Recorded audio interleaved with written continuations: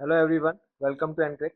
हम डिस्कस करने वाले हैं साइकेट्रिक पार्ट 4। इसमें कुछ क्वेश्चंस हैं जिसको आज हम डिस्कस करेंगे। तो चलिए शुरू करते हैं। आज का हमारा पहला क्वेश्चन रहेगा, the technique of psycho analysis includes the following except. इसमें एक्सेप्शन पूछा गया है। पहला बात ये ध्यान रखना है। दूसरा ध्यान रखना है, साइको एनालिसिस के बारे में लिखा हुआ है कि भाई साइको एनालिसिस की कौन कौन सी टेक्निक्स हैं, पहले हमें वो देख लें।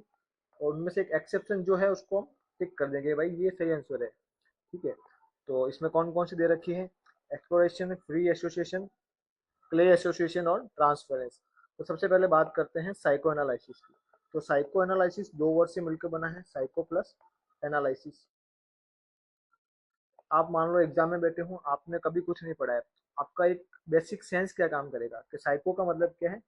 ब्रेन बोल दिया हमने, या बोल दिया हमारा जो मन है उसके बारे में बात करें। ठीक है, एनालिसिस मतलब हमने अपने ब्रेन के या अपने मन में जो है, मन का मतलब अनकॉन्शियस या प्री कॉन्शियस माइंड में जो चीजें हैं उनके बारे में हम एनालिसिस करने वाले हैं।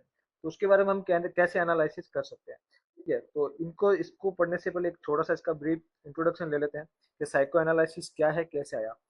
सिगमंड फ्रॉइड नाम के एक डॉक्टर साहब थे, डॉक्टर थे। इन डॉक्टर ने क्या किया, इनके पास ये न्यूरोलॉजिस्ट थे एक्चुअल में। इनका जन्म हुआ था ऑस्ट्रिया में। ठीक है, ये डॉक्टर साहब क्या करते थे, इनके पास जो भी न्यूरो के केस आते थे, इन्होंने एक टाइम तक ट्रीटमेंट किया जैसे चलता था मेडिसिन के अकॉर्डिंग। एक बार इन्होंने सोचना शुरू किया कि हो सकता है इसको न्यूरोलॉजी की कोई प्रॉब्लम है, वो इसके मन में या इसके अनकॉन्शियस ब्रेन में कुछ ऐसी थॉट्स हो, कुछ ऐसे पास्ट ट्रॉमाज हो जिनकी वजह से आज इसको न्यूरोलॉजिकली सिम्टम्स आ रहे हैं। या हो सकता है इसका जो ये बिहेवियर है, मॉडिफिकेशन जो हो रहा है, जो चेंज हो रहा है, आज ये ऐसे बिहेव कर रहा है उस वजह से कर रहा हो। तो इन्होंने क्या किया, अनकॉन्शियस ब्रेन के ऊपर स्टडी करना शुरू किया। अनकॉन्शियस ब्रेन के ऊपर, अनकॉन्शियस ब्रेन देखा जाए तो आप ऊपर ये एक आइसबर्ग देख पा रहे हो। आइसबर्ग का क्या है कि कुछ पार्ट जो है वो सतह पर है, सरफेस पर है। ठीक है, वो काफी छोटा पार्ट है। और जो पार्ट अंदर डीप पानी के अंदर है वो काफी बड़ा पार्ट है। ठीक है, तो जो बड़ा पार्ट है उसको आप जैसे कि अनकॉन्शियस ब्रेन मान लो, और जो ऊपर जो दिख रहा है उसको कॉन्शियस ब्रेन मान लो। कॉन्शियस ब्रेन का मतलब जो अभी हमें पता है, जो अभी हम जानते हैं, जो अभी हम देख पा रहे हैं, जो भी हम अपने मन में अभी फील कर रहे हैं 8%, जो हमें पता है कि भाई हमारे मन में अभी ऐसा चल रहा है, इस वजह से मेरा बिहेवियर ऐसा है। कुछ चीजें ऐसी होती है जो जैसे जैसे अभी हम जन्म हुआ, अभी हम 30 साल के हो गए, तो इस 30 साल की पूरी घटनाएं आज हमें याद नहीं है। तो कुछ घटनाएं होगी जो हमारे दिमाग में कहीं ना कहीं बैठ चुकी है, और उन्हीं घटनाओं की वजह से आज हमारा बिहेवियर कहीं ना कहीं थोड़ा बहुत अफेक्ट हुआ है। ठीक है, तो अनकॉन्शियस ब्रेन जो है इस तरीके से अपने आज के बिहेवियर को अफेक्ट करता है। तो इसको हम कैसे कर सकते हैं, इसके लिए एक टेक्निक दी गई है। उस टेक्निक का नाम है साइको एनालिटिक टेक्निक या थ्योरी बोल सकते हैं। ठीक है, इसके अंदर कुछ टेक्निक दे रखी है। तो पहली टेक्निक का नाम दे रखा है इन्होंने एक्सप्लोरेशन।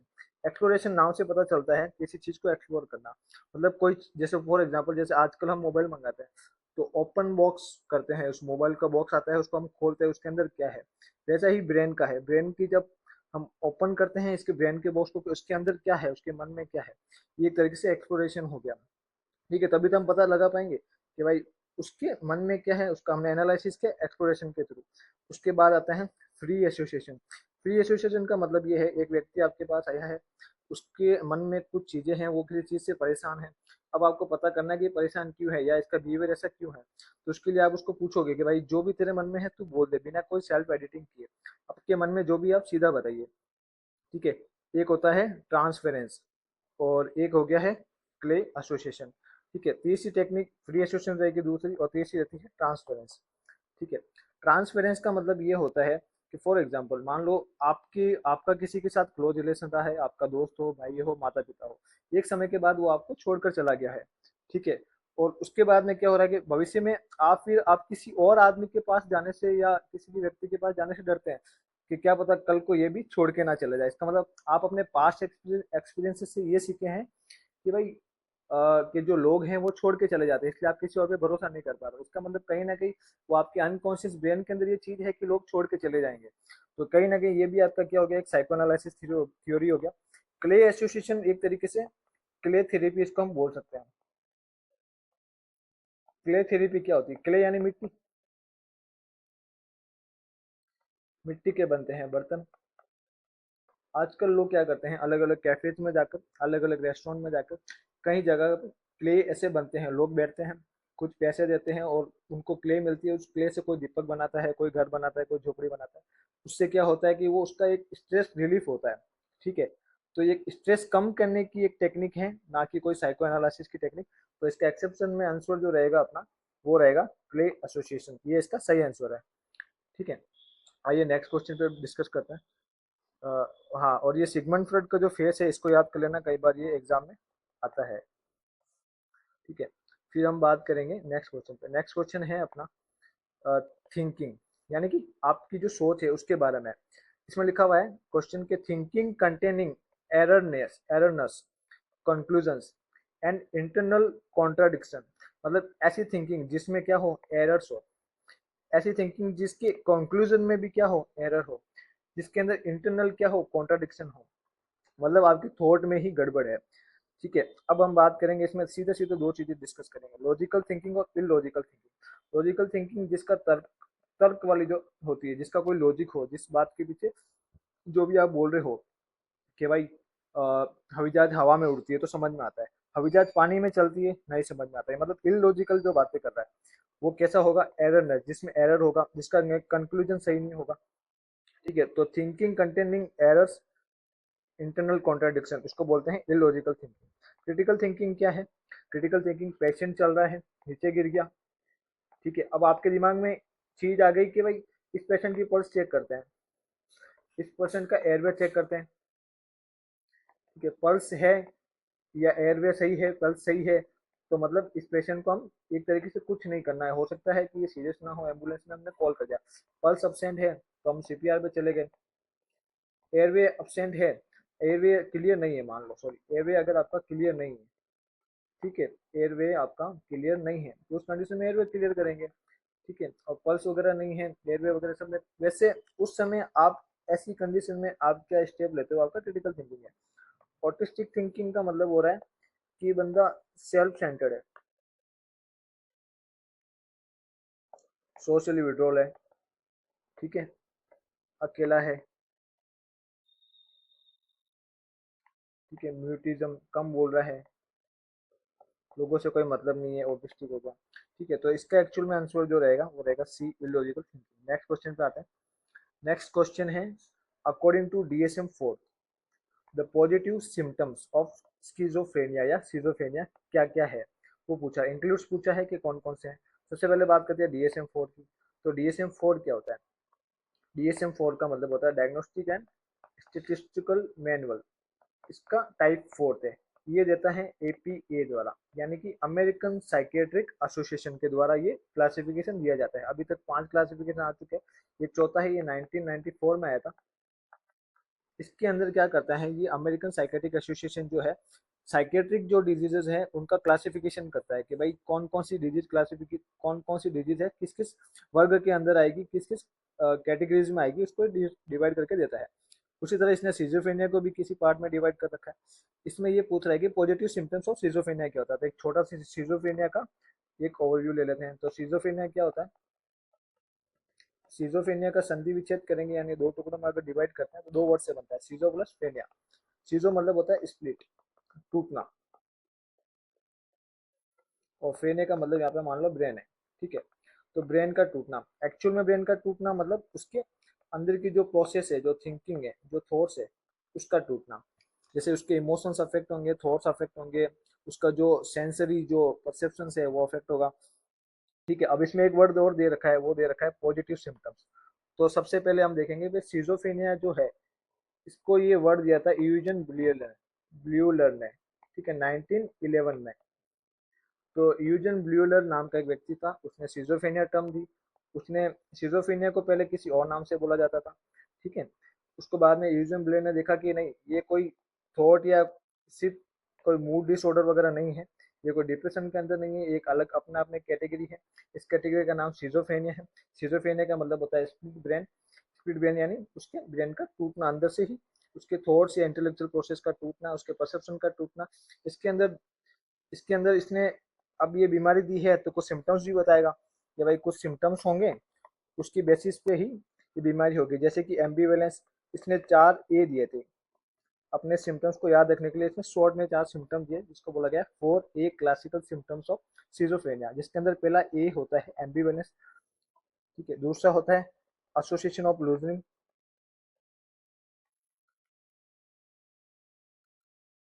एसोसिएशन ऑफ लूजनिंग हो गया।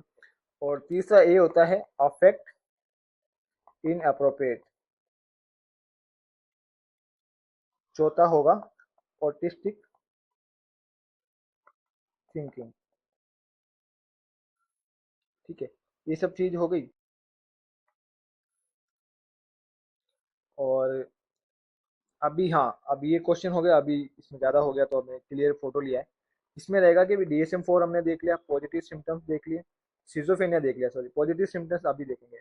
तो पॉजिटिव सिम्टम्स में क्या होगा, एक वर्ड होता है पॉजिटिव सिम्टम्स, एक होता है नेगेटिव सिम्टम्स। नेगेटिव नाम से पता चल रहा है कि चीजों का कम हो जाना, पॉजिटिव का मतलब चीजों का ऐड हो जाना या बढ़ जाना या प्लस हो जाना।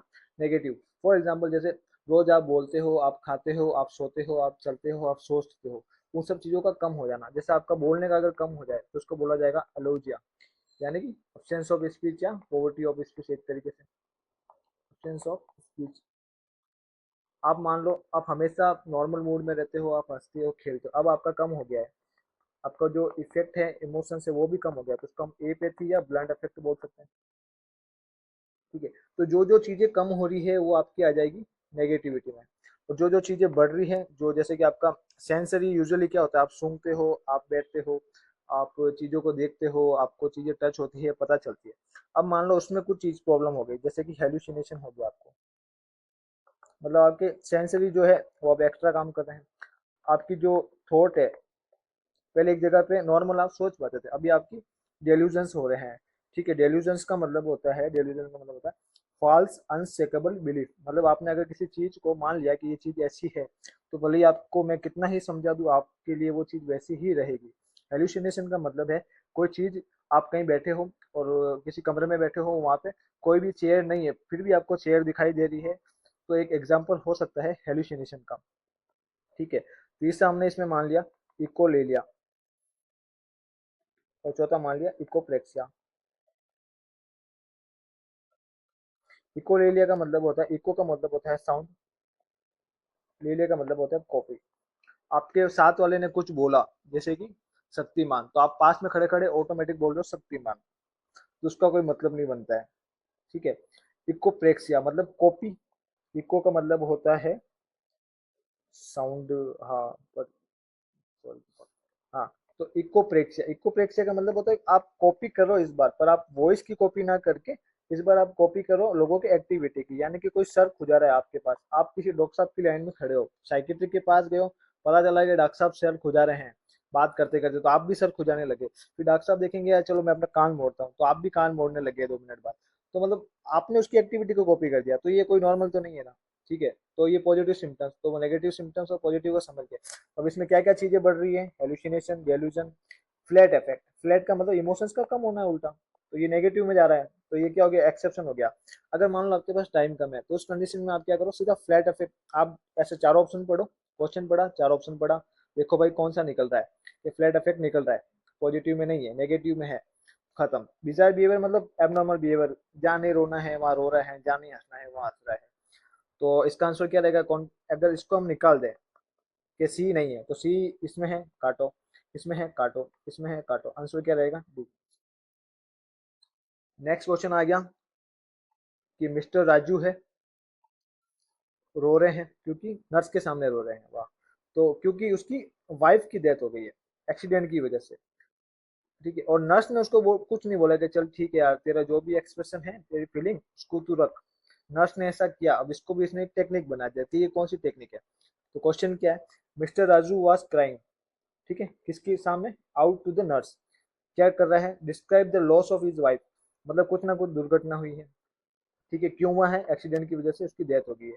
नर्स ने क्या किया, नर्स डिड नॉट इंटरप्ट, ठीक है, allow him to express his feelings, ठीक है। तो इसका मतलब पेशेंट जो है नर्स के पास गया, क्राई कर रहा है, नर्स ने कुछ नहीं किया, बोलने दिया, ठीक है, यानी कि एक्सप्रेस आउट करने दिया कि भाई तेरे मन में जो भी है तू बोल, ये कौन सी टेक्निक है? अब इसमें सीधा से दिमाग क्या जाता है, वेंटिलेशन पे जाता है। वेंटिलेशन, तो क्या वेंटिलेशन सही आंसर है इसका? नहीं है। वेंटिलेशन का मतलब है, मेरा फ्रेंड मेरे पास आया कि यार भाई नंबर कम आ गए हैं, या बंदी छोड़ के चली गई है, या पापा के पास पैसे नहीं है, कैजुअली आया, थोड़ा रोक के चला गया, वो वेंटिलेशन है। इसमें कोई ज्यादा नहीं बता के गया, हो सकता है वो अपने अंदर की 10 बातें बता छुपा चुका हो। एक होता है रीअश्योरेंस। रीअश्योरेंस का मतलब क्या होता है? इंश्योरेंस, रीअश्योरेंस सब मिलते जुलते हैं। रीअश्योरेंस का मतलब है आपने उसको एक सपोर्ट दिया है कि ठीक है यार कोई बात नहीं, इस बार नंबर कम आए हैं तो वापस पढ़ लेना। वो आया, वो रोया, आपने उसको वापस कुछ ना कुछ सेट करके भेज दिया कि भाई आप ये कर लेना, अरे हाँ अगली बार ये कर लेना, वो कर लेना, हो जाएगा। तो ये भी इसका आंसर नहीं है, ये भी नहीं है। फिर बचता है अब रिएक्शन ऑफ परसुएशन। परसुएशन का मतलब क्या होता है? परसुएशन एक पॉलिटिकल बहुत अच्छी चीज है, पॉलिटिकल हो गई, मार्केटिंग हो गई। परसुएशन का मतलब होता है कि आपने एक लॉजिक दिया किसी को, किसी बात पे लॉजिक दिया, उस लॉजिक से क्या हुआ, किसी बात पे आपने उसको लॉजिक दिया, उस लॉजिक से उसकी जो थिंकिंग है वो चेंज हो गई है। फॉर एग्जाम्पल, आपने किसी को बोला कि सिगरेट पीना बंद कर दे, नहीं तो तू मर जाएगा। इस क्यों मर जाएगा? क्योंकि इससे फेफड़े खराब होते हैं, एक दिन कैंसर होगा, या तो इलाज करवाते मर जाएगा, या बिना इलाज करवाए मर जाएगा। तो उसको लगा यार हाँ इसकी बात सही है, ये लॉजिकली सही कह रहा है। ठीक है, तो ये मार्केटिंग में भी यूज होती है कि आप ऐसा करोगे तो आपको ऐसा होगा। एलआईसी में आप नहीं मर रहे हो तो भी बताते हैं कि जीवन के साथ भी, जीवन के बाद भी, टर्म इंश्योरेंस ले लो, ऐसा हो गया तो ये हो जाएगा। तो आपको लॉजिकल लगती है तो आप उस चीज को मानते हो, आपका बिहेवियर चेंज होता है, आपकी जो थॉट है उसके प्रति चेंज हो जाती है। ये परसुएशन हो गया। इसका एक एग्जाम्पल, हम हर मूवी हॉल में बैठते हैं, वो कहता है कि हीरोगिरी उड़ाने में नहीं, पेड़ दिलाने में है। एक ऐसा ऐड आता है, तो कहीं ना कहीं वो बताता है कि पेड़ क्यों दिलाना है, वो उसका लॉजिक देता है, तो क्या हाँ यार चलो ठीक है। अब होता है अब रिएक्शन। ठीक है, अब हम बात करेंगे अब रिएक्शन की। अब रिएक्शन क्या होता है? अब रिएक्शन का मतलब यही होता है, कोई आदमी है, उसकी इमोशंस को आउट करना। अब इमोशंस जो है, जो वेंटिलेशन में भी इमोशंस आउट हो रही थी, इसमें भी होगी, पर इसमें क्या है, डीप लेवल की इमोशंस आउट होगी। डीप लेवल की मतलब जो उसके अनकॉन्शियस ब्रेन में है। और इसके लिए हमने वो पढ़ा था कि भाई सिगमंड फ्रॉइड साहब थे, उन्होंने ब्रेन की जो है, माइंड की मैपिंग की थी। उन्होंने बताया था ब्रेन के पार्ट होते हैं, brain conscious, pre conscious, unconscious, इस तरीके से होता है। इन्होंने स्ट्रक्चर ऑफ ब्रेन भी दिया था, जिसके अंदर आया था ईड, ईगो और सुपर ईगो। इनको एक शॉर्ट में समझेंगे। ईड का मतलब होता है कि आपको इंस्टेंट एक ग्रेटिफिकेशन चाहिए, तुरंत ही कुछ फायदा चाहिए। फॉर एग्जाम्पल, मान लो आप छोटे थे, आपको कुछ खरीदना है, आपको मान लो कुछ चाहिए तो आपने उससे छीन लिया। आपके साथ में कोई खा रहा है, मम्मी कोई खा रही है, मिठाई खा रहा है, उससे जाके हाथ से छीन के लिया है। वो ठीक था बचपन में। अभी आप 40 साल के, 35 साल के हो गए, आपके साथ में कोई बैठे हो, आप कहीं पे, आपके पास वाला गुलाब जामुन खा रहा है, आप उससे हाथ से छीन के खा लोगे तो आपको चाटा मार देगा। ठीक है, तो एक एज में ईड सही है। उसके बाद अब आपके दिमाग में कुछ तो होगा जो आपको रोकेगा। वो कौन रोकेगा? सुपर ईगो रोकेगा। एक एज के बाद आपका सुपर ईगो तैयार हो जाता है, वो आपको बोलता है कि नहीं यार दोस्त, ये गलत चीज है, इसका गुलाब जामुन इसको खाने दे। ठीक है, ये आपका सुपर ईगो जो है आपको एक तरीके से मैनर सिखाता है, जो आपकी ईड को सप्रेस करता है। सुपर ईगो क्या होता है? सुपर ईगो आप समझ गए। सुपर ईगो आपका लगभग 5 साल की उम्र में बनना शुरू हो जाता है। ये कैसे बनता है? आपको पेरेंट्स सिखाते हैं ऐसा नहीं करना है, फैमिली सिखाती है, सोसाइटी सिखाती है, कल्चर सिखाता है, आपका जो एजुकेशनल जो बैकग्राउंड है, वहाँ पे एनवायरनमेंट है, आपका जो रिलीजन, ट्रेडिशंस वगैरह, वो सब चीजें आपको सिखाती है कि यार ये चीजें ऐसे ऐसे होनी चाहिए। तो आप वो एक तरीके आप में मैनर्स पैदा होने लग जाता है। आपका ईड जो है वो धीमे धीमे दब जाता है। ईगो क्या होता है? ईगो होता है कि चल यार गुलाब जामुन ना तो छीन के खा सकते हैं, ना कुछ कर सकते हैं, तो इससे बढ़िया खुद खरीद के खा लेते हैं। तो ईगो ने क्या किया कि भाई तू छीनना चाहता है, वो यानी ईड करना चाहता है, पर मत छीन, यानी सुपर ईगो नहीं चाहता है। तो बीच का क्या बैलेंस है? बीच का बैलेंस है कि तू खुद खरीद के खा ले। ठीक है, तो ईगो क्या करता है? सो ईड और सुपर ईगो के बीच में बैलेंस का काम करता है। शॉर्ट में हो गया। ठीक है। तो अभी हम बात कर रहे थे अब्रेक्शन की। अब्रेक्शन में इमोशंस का आउट करना होता है, काफी डीप इमोशंस होते हैं जो कि अनकॉन्शियस ब्रेन में होते हैं, उनको हम आउट करते हैं। अब्रेक्शन के अंदर क्या करते हैं? आपने एक मूवी देखी होगी, अपरिचित। साउथ की फिल्म है जिसके अंदर उसको मल्टी पर्सनैलिटी डिसऑर्डर होती है, पर उसको पता नहीं होता है कि कभी वो अच्छा आदमी बन जाता है, कभी वो बुरा आदमी बन जाता है। ठीक है, तो लोगों को डाउट होता है, उसको डॉक्टर के पास ले जाते हैं, डॉक्टर उसको हिप्नोसिस करते हैं, हिप्नोसिस के थ्रू उसकी पूरी ब्रेन के बारे में उसको पता करते हैं कि भाई तू 5 साल का था तब तेरे साथ क्या घटना हुई थी, तो वो बताता है, उसके अनकॉन्शियस ब्रेन से वो चीजें बताता है, 5 साल की उम्र में मेरे साथ ये घटना हुई थी, 10 साल में ये हुई थी, जब मैं 13 का था ये हुआ था, 15 का था ये हुआ था। अब रिएक्शन का मतलब यही हुआ ना एक तरीके से, अनकॉन्शियस ब्रेन जो आपको बचपन की बातें भी अगर पूछ रहे हैं, मतलब कितने डीप इमोशंस आपके जो है वो धीमे धीमे बाहर निकलता है। अब रिएक्शन के साथ अब एक कुछ हम देखते हैं कि भाई अब रिएक्शन में तो हिप्नोसिस हो गया, कुछ लोग क्या करते हैं ड्रग्स का भी यूज करते हैं। उस ड्रग्स के थ्रू क्या करते हैं पेशेंट को लेटाएंगे, आईवी या आईएम जैसा भी आईवी ड्रग्स दिया मान लो, ठीक है, आईवी ड्रग्स दिया, पेशेंट को बेहोश किया, और पेशेंट इतना बेहोश हो जाएगा कि वो अपनी थॉट्स को एडिट नहीं कर पाएगा, पर उसको जैसा जैसा पूछा जाएगा वो उसको पता नहीं चलेगा कि मैं क्या बता रहा हूँ, बट वो धीमे धीमे बताता रहेगा। ऐसे कई फिल्मों में आपने देखा होगा। अब इसके क्वेश्चन ये आता है कि भाई कौन सी ड्रग्स यूज की जाती है, ठीक है। तो इसके लिए हम यूज कर सकते, पहले तो यूज होती थी एलएसडी होती थी, और इसके साथ होती थी एम्फेटामाइंस होती थी, ये पहले यूज की जाती थी। पर एलएसडी अगर आप किसी को दोगे तो उससे क्या होगा, उसको हैबिट पड़ सकती है एलएसडी की, ठीक है। तो इन लोगों ने क्या किया, एलएसडी को बंद कर दिया। तो अभी इन्होंने कुछ और ड्रग यूज कर, जैसे थियोपेंटोन सोडियम, अमाइटल, ठीक है। अमाइटल में होता है सोडियम एमोबार्बिटल। अब ये दोनों ही क्या है, मसल रिलैक्सेंट है,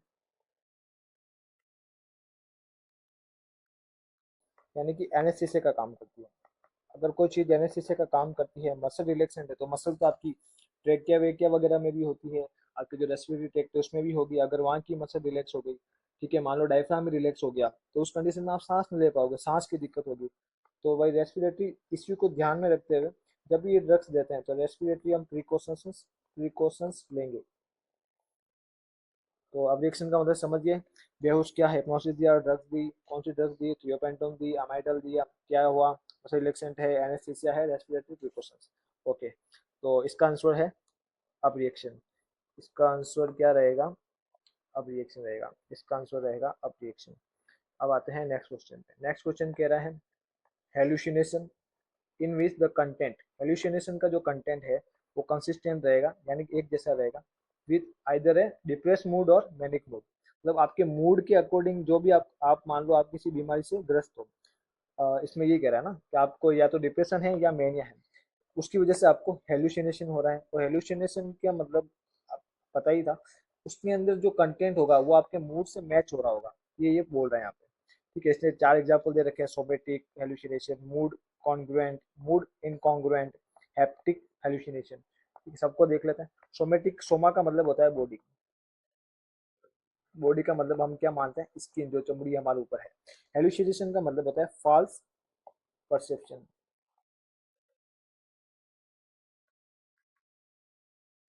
अब्सेंट क्या है, स्टिमुलाई, जो स्टिमुलाई है वो तो है ही नहीं वहाँ पे, फिर भी हमें लगेगा कि वहाँ पे कुछ है, ठीक है। तो इसको बोला जाता है हेल्यूसिनेशन। सोमेटिक हेल्यूसिनेशन मतलब फॉर एग्जांपल स्किन का अगर मैं बोलूँ, मतलब स्किन को कोई टच नहीं कर रहा है फिर भी हमें लगेगा कि स्किन को टच कर रहा है। इसके अंदर एक एग्जांपल होता है इसका, फॉर्मिकेशन। फॉर्मी वर्ड जो होता है, फॉर्मिका ये वर्ड होता है कीड़ियों के लिए, जो छोटी छोटी जो होती है कीड़ी, उसको बोल सकते हैं कि भाई जो कीट कीट होते हैं छोटे छोटे, उसको फॉर्मिका वर्ड यूज होता है, ठीक है। तो फॉर्मिका मतलब उसको ऐसा लगेगा कि भाई फॉर्मिकेशन हेलुसिनेशन बोल रहा है, मतलब उसको ऐसा लगेगा मेरी स्किन पे जो है छोटे छोटे कीटाणु, या मतलब कह सकते हैं कीड़ी या कुछ छोटे मोटे जानवर जो है मेरी स्किन के ऊपर क्रॉल कर रहे हैं, यानी घूम रहे हैं, उसका ऐसा फील होगा। वो खुजाता मिलेगा कि क्या कर रहा है कि यार वो ये कब से ये मच्छर चल रहा है बॉडी पे, ऐसा कुछ हो रहा है, ठीक है। सोमेटिक हो गया। सोमेटिक का ही एक पार्ट होता है haptic, haptic hallucination. Haptic hallucination दिखता है फैंटम लिम्ब में, मतलब आपका पैर कट गया है, आपका अभी तक रोज चल रहे थे, भाग रहे थे, सब कर रहे थे, क्रिकेट खेल रहे हो, एक दिन आपके पैर टूट गया, उठे लगा पैर कटा हुआ है, पर लोगों ने बोला पैर कट गया, फिर भी आपको फील हो रहा है कि नहीं मेरा तो पैर है, ठीक है, ये नॉर्मल है। पर मान लो कोई पेशेंट है वो इतना डिप्रेशन या मेनिया में, बहुत ही सीवियर डिसऑर्डर चला गया, सीवियर डिप्रेशन है, सीवियर मेनिया है, ठीक है, उसका रियल में भी पेयर नहीं है, फिर भी उसको लग रहा है कि भाई मेरे पास पेयर है, या फिर ठीक है, या उसको कोई प्रॉब्लम है, जैसे कि स्किन में कुछ और हो रहा है उसको, जैसे उसको ऐसा लग रहा है कोई मेरी चूटी काट रहा है, या फिर कोई मेरी स्किन को खींच रहा है, ये भी हैप्टिक हेलुसिनेशन उसको बोलते हैं, और ये एक तरीके से पार्ट है सोमेटिक हेलुसिनेशन का, ठीक है। अब एक वर्ड आगे इसमें, मूड कॉन्ग्रुएंट और मूड इनकॉन्ग्रुएंट। नाम से पता चला इनकॉन्ग्रुएंट मतलब जो मूड से मैच नहीं खाता है, कॉन्ग्रुएंट जो मतलब मूड से मैच खाता है। तो इसका आंसर डायरेक्टली, अगर आपको टाइम वेस्ट नहीं करना है तो सीधा आप बी कर सकते हो, यानी कि जो मूड के साथ कंसिस्टेंट है या कॉन्ग्रुएंट है। तो मूड कंसिस्टेंट हेलुसिनेशन भी बोल सकते हैं इसको अपने वर्ड्स में, ये ट्रिक बना देते हैं। तो मूड कॉन्ग्रुएंट को अपन बोल सकते हैं मूड कंसिस्टेंट हेलुसिनेशन, ठीक है, या इसको हम बोल सकते हैं मूड कॉन्ग्रुएंट हेल्यूसिनेशन, ठीक है। तो एक शॉर्ट में हम ट्रिक बना लिया आज, मूड कॉन्ग्रुएंट यानी मूड कंसिस्टेंट, मूड इनकॉन्ग्रुएंट यानी मूड इनकंसिस्टेंट। अब इसका एग्जांपल कैसे रहेगा, फॉर एग्जांपल मान लो पेशेंट डिप्रेस्ड है, पेशेंट बहुत ही ज्यादा डिप्रेशन में, उसको ऐसा लग रहा है कि मैं डिप्रेशन में हूँ। अब उसको हेल्यूसिनेशन हो रहा है, ऑडिटरी हेल्यूसिनेशन, यानी उसको सुनाई दे रहा है कि तू किसी काम का नहीं है, मतलब उसके मूड भी डिप्रेशन है, उसको सुनाई भी ऐसा दिया हेल्यूसिनेशन में कि तू किसी काम का नहीं, मतलब मूड के अकॉर्डिंग ही सुनाई दे रहा है। मेनिया का पेशेंट है, उसको ये सुनाई दिया कि भाई तू तो भगवान का बंदा है, तू खुद एक भगवान है, तू हनुमान जी का अवतार है या तू कल की अवतार है, मतलब उसका मेनिया में ऑलरेडी है, अपने आप को बहुत बड़ी चीज मान रहा है, और साथ ही साथ उसको सुनाई भी ऐसा दिया कि हाँ मैं भगवान का ही अवतार हूँ। तो कहीं ना कहीं ये चीजें बढ़ाने वाली है, मेनिया वाली है। तो मेनिया में भगवान का सुनना, डिप्रेशन में you are worthless, you are hopeless सुनना, ठीक है। तो जबकि वहां पे ऐसा कोई है ही नहीं बोलने वाला, तो ये हेल्यूसिनेशन वो मूड के साथ सेट हो गया। अगर मान लो आप मेनिया में हो, ठीक है, आपकी एक्टिविटी बहुत बढ़ी हुई है, आपका मूड काफी ऐसे हाई लेवल पे है, और आपको ऐसा सुनने को मिलता है कि कोई तुम्हें मार देगा, मतलब ये काफी डिप्रेस चीज है। आपका मूड तो मेनिया का है, पर आपको सुनने को मिल रहा है कि आपको कोई मार देगा, यानी मूड के साथ सेट नहीं हो रहा है ये हेलुसिनेशन, ठीक है, मूड इनकॉन्ग्रुएंट हो गया। दूसरा आप, इसका दूसरा एग्जाम्पल है, जैसे कि आप डिप्रेस्ड हो, फिर आपको ऐसे कहीं से सुनाई दे रहा है कि you are going to be next president of India, ठीक है, you are going to be next IAS of this district, ठीक है। तो आपको मतलब आपको हो तो डिप्रेस्ड, पर आपको ऐसी अच्छी बातें सुनाई दे रही है, मतलब आपके मूड के साथ सेट नहीं हो रही है, तो ये मूड इनकॉन्ग्रुएंट हो गया। नेक्स्ट क्वेश्चन जाएंगे। नेक्स्ट क्वेश्चन है a state of diminish consciousness, यानी कि आपका जो लेवल ऑफ कॉन्शियसनेस जो है वो क्या हो गया है, कम हो गया है, ठीक है। पेशेंट कैसा है, mute, in which the patient remains mute, मतलब कॉन्शियसनेस भी कम हो गई है, पेशेंट की म्यूट हो गया, मतलब उसकी स्पीच भी कम हो गई है, आंखें खुली है, and still with the eyes open is cold. तो इसमें क्या क्या कीवर्ड है, कॉन्शियसनेस का कम होना, ना कि लॉस हो जाना पूरा, मतलब बेहोश तो नहीं हुआ है व्यक्ति, कम हुआ है सिर्फ। रिमेन्स म्यूट मतलब चुप है, बोल नहीं रहा है। आईज ओपन यानी आंखें खुली है। तो एक मूर्ति होती है, मूर्ति में ये सिम्टम्स दिखते हैं, ऑब्वियसली सब दिखते हैं, बैठा रहता है, चुप रहता है, ठीक है, हिलता बिलता नहीं है, उसको बोल सकते हैं स्टूपर। अब स्टूपर केटाटोनिया में क्या फर्क है वो देखते हैं। देखो केटाटोनिया क्या होता है, केटाटोनिया सिजोफिनिया में देखने को मिलता है। अब इसको कैसे याद रखा जाए, ये वो क्वेश्चन है। तो केटा का मतलब होता है डिस्टर्ब, बस ये वर्ड याद रखना। तो टोनिया का मतलब होता है टोन, कौन सी टोन, मसल टोन, मतलब आपकी मसल टोन जो है डिस्टर्ब हो गई है। डिस्टर्ब कैसे हो सकती है, या तो वो एक्सेस चली जाए, एक्टिविटी बढ़ जाए, या वो कम हो जाए, या इन दोनों का कॉम्बो देखने को मिल रहा है। एक्सेस हो गई, जैसे कि आपको इको ले लिया हो गया, मतलब आपकी पहले बोलते नहीं थे, अब आप बार बार उसको कॉपी कर रहे हो, रिपीटेशन वर्ड बोल रहे हो, एक ही किसी की बात को सुन के बार बार रिपीट करते जा रहे हो, ठीक है। जैसे तोता करता है राम राम, आपने राम बोला तो वो राम राम राम राम बोलता रहेगा। तो ये एक तरीके से बोल सकते हैं कि तोता को एक केटाटोनिया है, एक्सेस केटाटोनिया। वहीं पे अगर आपका मान लो कि भाई जो टोन जो है वो कम हो गया है, ठीक है, तो इसके अंदर हो जाएगा। अब इसके अंदर क्या रहेगा, आपका म्यूटिज्म रह सकता है। तो इक्वल हो गया बढ़ना, म्यूटिज्म हो गया कम होना, दोनों ही एक एग्जाम्पल हो गया स्पीच को लेके। तो ये कैटाटोनिया होता है, ठीक है। और स्टूपर का मतलब ये होता है, हाँ, हाँ, स्टूपर जो है वो आपके कॉन्शियसनेस से रिलेटेड है, ठीक है, मतलब आप तो व्यक्ति सही हो, आपको कोई बड़ी प्रॉब्लम नहीं है, बस आपको कॉन्शियसनेस का इश्यू है। कॉन्शियसनेस का इश्यू कब होता है, फॉर एग्जाम्पल जैसे आपने मान लो कोकेन जो है उसका ओवरडोज कर लिया, कोकेन का ओवरडोज कर लिया। अब आपने कोकेन इतना सूंघ लिया है या आईवी से इतना ले लिया है कि आप एकदम वहां पड़े हो, मूर्ति की तरह बस बैठे हो, कोई भी आ रहा है बोल रहा है, आप जवाब नहीं दे रहे हो, आप चुपचाप बैठे हो, आप कुछ नहीं बोल रहे हो, आपको पता ही नहीं है, आपकी आंखें हल्की हल्की सी बंद हो गई है, पूरी खुली भी नहीं है पूरी बंद भी नहीं है, आप चुपचाप बैठे हो, आसपास का कुछ सुनाई नहीं दे रहा है आपको, आप एक अलग ही मूर्ति बन के बैठे हो। आप उस कंडीशन में मैं आपको कब उठा सकता हूँ? आपके पास आके बोलूंगा अरे यार तेरे पिताजी की डेथ हो गई, माता जी की डेथ हो गई, या तेरा भाई मर गया या बहन मर गई, मतलब आऊंगा मैं और आपको एक स्ट्रॉन्ग स्टिमुलाई दूंगा, तब आप बोलोगे अच्छा ये हो गया क्या, तो आप उठ सकते हो। स्टूपर में ये है। केटाटोनिया में क्या है कि अगर वो मूर्ति बन गया तो वो बन गया, फिर उसको कोई मैटर नहीं है, उसको अपैथी हो जाएगी, वो एकदम चुपचाप बैठ जाएगा, उसको बोला पिता मर गए तो भी उसको कोई मतलब नहीं है, ये कैटाटोनिया हो गया। भाई पेस्टूपर में क्या है, आप उसको उठा सकते हो कि नहीं नहीं यार तू चल, है जैसे कि मिर्जापुर में देखते हैं, मिर्जापुर मूवी में जो फैजल है, वो उसने ड्रग्स इतनी ज्यादा ले ली, वो चुपचाप बैठा है, फिर उसको बोलते हैं कि यार तेरी भाई की मौत हो गई है तू चल, फिर वो भाग के जाता है, अरे यार भाई की मौत हो गई, फिर वो कहता है सबका बदला लेगा फैजल, ठीक है। तो ऐसा रहेगा। नेक्स्ट क्वेश्चन हम देखते हैं। तो इसका आंसर क्या था? इसका आंसर था स्टूपर। नेक्स्ट क्वेश्चन हमारा रहेगा, ये पूछ रहा है मॉडलिंग के बारे में। मॉडलिंग और is a form of social learning and is called as. तो मॉडलिंग क्या है? हमने हम छोटे थे, हमने किसी को देखा ही नहीं, तो हम सीखे नहीं, हम बड़े हुए, हमने पापा को देखा ब्रश करना सीखे, मम्मी को देखा बाल बनाना सीखे, कपड़े पहनना सीखे, हम बड़े हुए, हमने टीवी में देखा हम अक्षय कुमार बनना चाहते हैं, अब हम ये बनना चाहते हैं वो बनना चाहते हैं, मतलब हम कहीं ना कहीं लोगों को देखकर ही कुछ बनना चाहते हैं, हम किसी ना किसी को मॉडल मानते हैं अपना कि ये मेरा रोल मॉडल है, मुझे इसके अकॉर्डिंग कपड़े पहनने हैं, मुझे ऐसे बाल रखने हैं, मुझे ये करना है। तो मॉडलिंग क्या हुआ?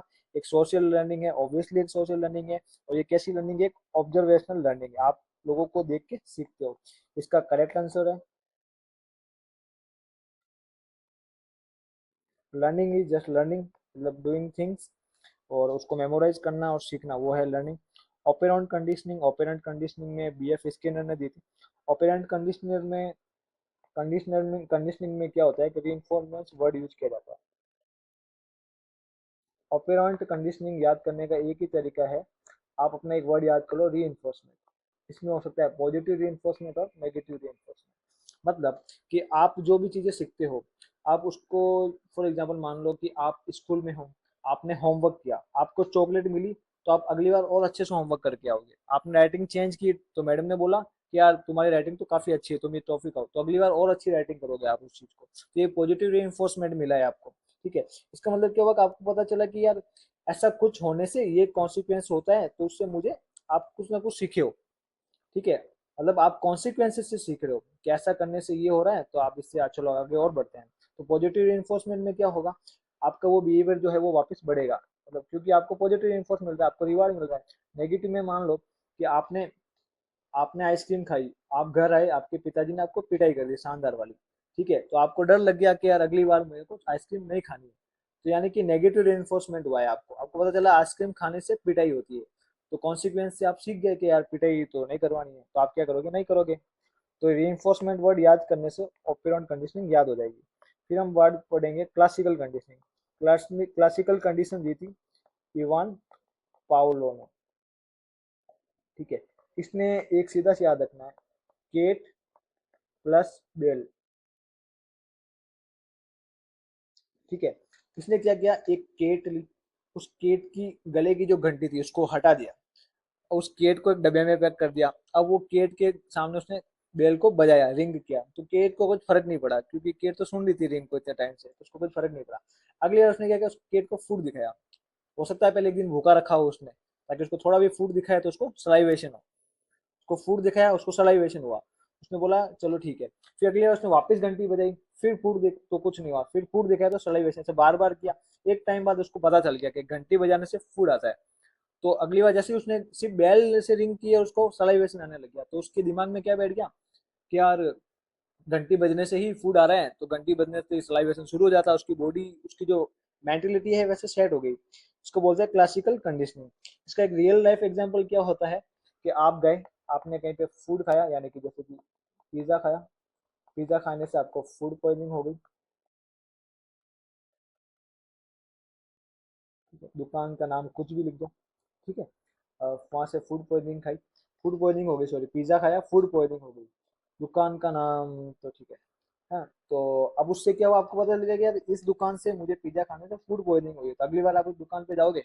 नहीं जाओगे, यानी कि आपने सीख लिया है कि यहाँ पे जाने से फूड पॉइजनिंग होती है। तो ये क्लासिकल कंडीशनिंग हो गया। ठीक है, लास्ट क्वेश्चन आज का हमारा, लास्ट तो नहीं है, ठीक है, तो आज का हमारा सेकंड लास्ट क्वेश्चन है, the father of psycho analytical theory. Psycho analysis अभी हमने पढ़ा था, मतलब ब्रेन जो है, ब्रेन का एनालिसिस करना, वो साइको एनालिसिस था। उसकी थ्योरी के लिए हमने पढ़ा था, सिगमंड फ्रॉइड ने दी थी। सिगमंड फ्रॉइड जो है ऑस्ट्रिया के एक न्यूरोलॉजिस्ट थे। इसे रामायण अभी हमने पढ़ी थी, सिगमंड फ्रॉइड का कर लो। अब्राहम मास्लो क्या है, जिसने मास्लो हायरार्की दी थी, जिसके अंदर 5 चीजें होती थी, फिजियोलॉजिकल नीड होता, सेफ्टी होता था, लव एंड बिलोंगिंगनेस होता था, सेल्फ एस्टीम होता था और सेल्फ एक्चुअलाइजेशन होता था। ठीक है, physiological needs, self, safety, love and belongingness, self esteem और सेल्फ एक्चुअलाइजेशन, ये सब चीजें होती थी। जीन पीजेट है, जीन पीजेट वो व्यक्ति थे जिन्होंने कॉग्निटिव डेवलपमेंट थ्योरी दी थी। उन्होंने बताया था कि भाई किस तरह व्यक्ति की एज बढ़ने के साथ साथ उसके कॉग्निशन का डेवलपमेंट होता है। इसमें 4 तरह की थिंकिंग इन्होंने दी थी। सेंसरी सेंसरी थ्योरी दी थी एक, सॉरी 4 तरह की थिंकिंग दी थी, बोला एक सेंसरी थिंकिंग होती है, आप चीज़ों को ऑब्जर्वेशन के थ्रू या सेंस करके सीखते हैं। ठीक है, फिर रहेगा आपका प्री ऑपरेशनल थिंकिंग, फिर रहता है आपका ऑपरेशनल थिंकिंग, स्टार्ट थिंकिंग। इस तरीके से 4 थिंकिंग इन्होंने दी थी। जब हम पढ़ेंगे थ्योरीज के बारे में तब इसका पूरा पढ़ लेंगे। फिर आता है लॉरेंस कार्लबर्ग। लॉरेंस कार्लबर्ग ने दी थी थ्योरी ऑफ मॉरल डेवलपमेंट।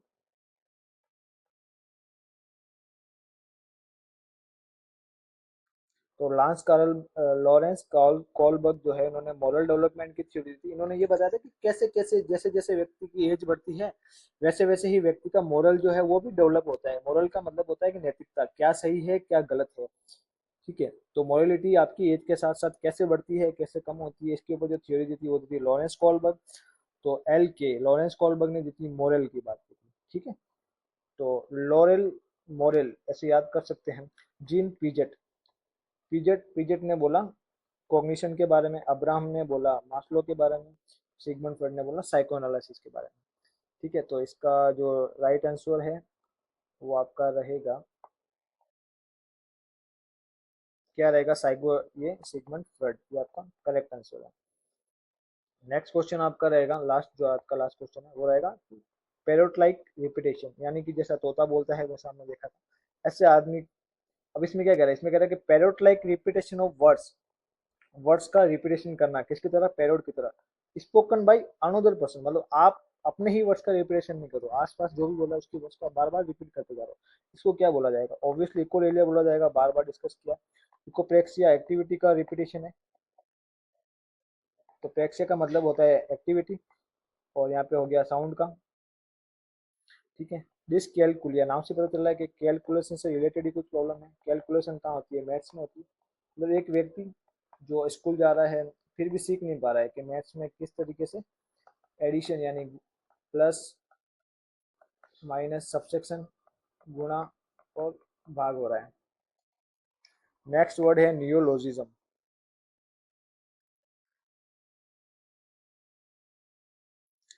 नियोलॉजिज्म के अंदर क्या रहता है, नियो, नियो का मतलब होता है नया, लोजे का मतलब होता है बोलना या वर्ड्स, मतलब कुछ ऐसे वर्ड्स बनाना जिनका कोई मतलब ही ना निकलता, मतलब कि कोई नॉनसेंस न्यू वर्ड्स।